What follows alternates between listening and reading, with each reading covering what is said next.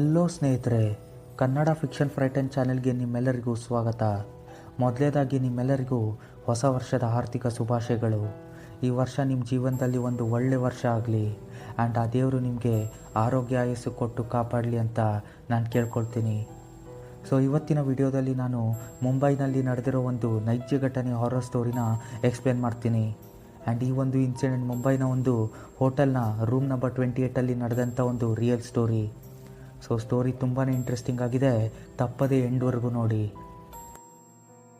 ಆ ದಿನ ರಮೇಶ್ ತುಂಬಾ ಖುಷಿಯಲ್ಲಿದ್ದ, ಯಾಕಂದರೆ ಅವನಿಗೆ ಆ ದಿನ DRDO ಕಡೆಯಿಂದ ಒಂದು ಫೈನಲ್ ಇಂಟರ್ವ್ಯೂಗೋಸ್ಕರ ಒಂದು ಕಾಲ್ ಲೆಟರ್ ಬಂದಿತ್ತು.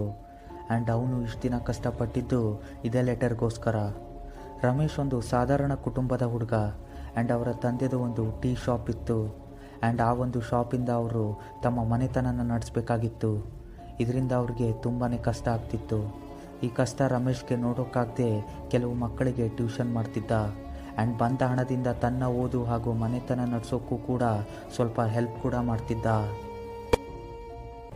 ರಮೇಶ್ಗೆ ಜೀವನದಲ್ಲಿ ಏನಾದರೂ ಸಾಧಿಸಬೇಕೆಂಬ ಒಂದು ಛಲ ಇತ್ತು ಆ್ಯಂಡ್ ಅದಕ್ಕೆ ತುಂಬಾ ಕಷ್ಟಪಡ್ತಿದ್ದ. ಆ್ಯಂಡ್ ಅವನು ಒಂದು ಗೌರ್ಮೆಂಟ್ ಜಾಬ್ನ ಹುಡುಕಾಟದಲ್ಲಿದ್ದ. ಆ್ಯಂಡ್ ಇದಕ್ಕೋಸ್ಕರ ತುಂಬ ಇಂಟರ್ವ್ಯೂ ಕೂಡ ಕೊಟ್ಟಿದ್ದ. ಆ್ಯಂಡ್ ಈ ಒಂದು ಲೆಟರ್ ಕೂಡ ಅದಕ್ಕೆ ಸಂಬಂಧಪಟ್ಟಿದ್ದು. ರಮೇಶ್ ತನ್ನ ಯಶಸ್ಸಿಗೆ ಇನ್ನೂ ಕೆಲವು ಹೆಜ್ಜೆಗಳ ಮಾತ್ರ ಹಿಂದಿದ್ದ.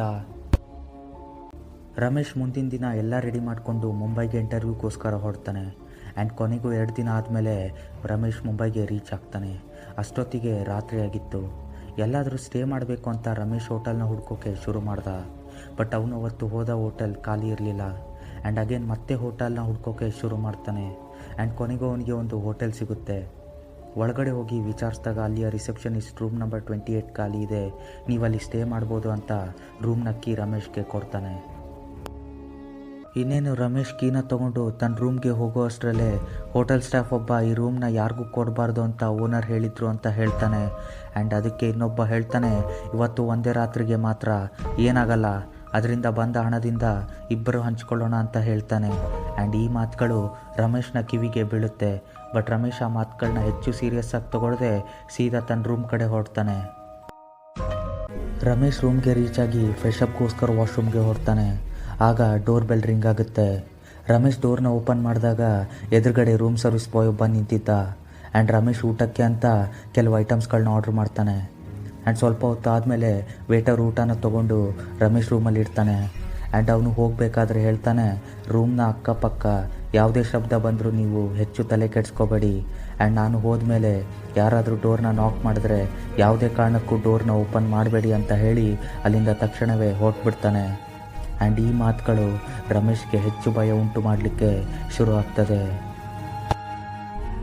ವೇಟರ್ ಹೋದ್ಮೇಲೆ ರಮೇಶ್ ಊಟನ ಮುಗಿಸಿ ಮಲಗಲಿಕ್ಕೆ ಹೋಗ್ತಾನೆ.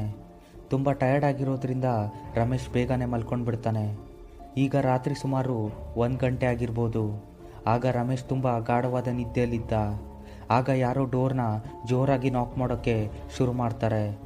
ಆಗ ರಮೇಶ್ ನಿದ್ದೆಯಿಂದ ಎದ್ದು, ಯಾರದು, ಯಾರು ಡೋರ್ನ ನಾಕ್ ಮಾಡ್ತಿರೋದಂತ ಜೋರಾಗಿ ಕಿರಿಸ್ತಾನೆ. ಆದರೆ ಅಲ್ಲಿಂದ ಯಾವುದೇ ಕೂಡ ಉತ್ತರ ಬರಲ್ಲ.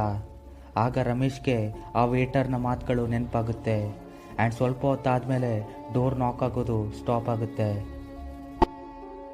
ಆಗ ರಮೇಶ್ ನಿಟ್ಟುಸಿರು ಬಿಡ್ತಾ ಇನ್ನೇನು ಮಲಗೋ ಅಷ್ಟರಲ್ಲೇ ಅವನಿಗೆ ಮತ್ತೇನೋ ಶಬ್ದ ಕೇಳಿಸೋಕೆ ಶುರು ಆಗುತ್ತೆ. ಆದರೆ ಈ ಸಲ ಆ ಶಬ್ದ ವಾಶ್ರೂಮಿಂದ ಬರ್ತಿತ್ತು.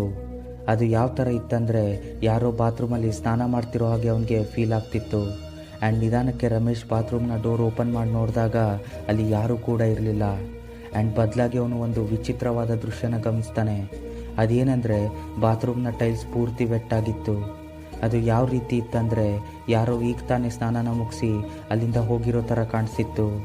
ಇದನ್ನ ನೋಡಿದ ರಮೇಶ್ಗೆ ತುಂಬಾ ಭಯ ಆಗೋಕ್ಕೆ ಶುರು ಆಗುತ್ತೆ. ಆಗ ರಮೇಶ್ ಇಮ್ಮಿಡಿಯೇಟಾಗಿ ಅಲ್ಲಿಂದ ಬಂದು ರಿಸೆಪ್ಷನಿಸ್ಟ್ ರೂಮ್ಗೆ ಕಾಲ್ ಮಾಡ್ತಾನೆ. ಆದರೆ ಯಾರೂ ಕೂಡ ಕಾಲ್ನ ಪಿಕ್ ಮಾಡಲ್ಲ. ಆಗ ರಮೇಶ್ ತುಂಬ ಕೋಪದಿಂದ ಕೆಳಗಡೆ ಹೋಗಬೇಕು ಅಷ್ಟರಲ್ಲೇ ಫೋನ್ ರಿಂಗ್ ಆಗುತ್ತೆ. ಪಿಕ್ ಮಾಡಿದಾಗ ಅಲ್ಲಿಂದ ಯಾರೋ ಒಂದು ವಿಚಿತ್ರವಾದ ಧ್ವನಿಯಿಂದ ಕಾಲ್ ಮಾಡೋ ಪ್ರಯತ್ನ ಮಾಡಬೇಡ, ಯಾರೂ ಕೂಡ ಕಾಲ್ ಪಿಕ್ ಮಾಡಲ್ಲ ಅಂತ ಹೇಳ್ತಾರೆ. ರಮೇಶ್ ಅದಕ್ಕೆ ಉತ್ತರ ಕೊಡೋ ಅಷ್ಟರಲ್ಲೇ ಕಾಲ್ ಡಿಸ್ಕನೆಕ್ಟ್ ಆಗಿಬಿಡುತ್ತೆ. ಆ್ಯಂಡ್ ಕಾಲ್ ಡಿಸ್ಕನೆಕ್ಟ್ ಆಗ್ತಿದ್ದ ಹಾಗೆ ಮತ್ತೆ ಯಾರೋ ಡೋರ್ನ ಜೋರಾಗಿ ನಾಕ್ ಮಾಡೋಕ್ಕೆ ಶುರು ಮಾಡ್ತಾರೆ. ಆ್ಯಂಡ್ ರಮೇಶ್ ಇಮ್ಮಿಡಿಯೇಟಾಗಿ ಡೋರ್ನ ಓಪನ್ ಮಾಡಿದಾಗ ಅಲ್ಲಿ ಯಾರೂ ಕೂಡ ಇರಲ್ಲ. ಹೀಗೆ ಆಗ್ತಿರುವಾಗ ರಮೇಶ್ ಯಾರೋ ಬೇಕಂತಾನೆ ಈ ಥರ ಎಲ್ಲ ಮಾಡ್ತಿರ್ಬೋದಂತ ಅಂದ್ಕೊಳ್ತಾನೆ.